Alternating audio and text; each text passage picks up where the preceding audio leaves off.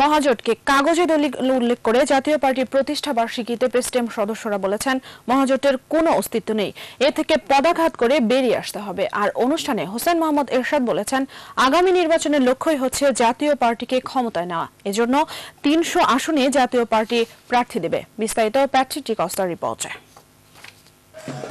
জাতীয় পার্টির প্রতিষ্ঠা বার্ষিকীর জনসভা ছিল বনানী রাজুক মাঠে। বিকেলের পর থেকেই রাজধানীর বিভিন্ন এলাকা থেকে মিছিল সহকারে আনন্দ শোভাযাত্রা আসতে থাকে অনুষ্ঠানস্থলে। অনুষ্ঠানে প্রেসিডিয়াম সদস্যরা বলেছেন যে জাতীয় পার্টি একনায়কতন্ত্র ঘুচিয়ে গণতন্ত্রের সূচনা করেছিল তারই ২৫ বছর এখন। প্রেসিডিয়াম সদস্যদের দাবি মহাজোট এখন কাগজে দলিল, প্রকৃত অর্থে মহাজোটের কোনো অস্তিত্ব নেই। এটা শুধু কাগজে একটা কাগজে ব্যাপার।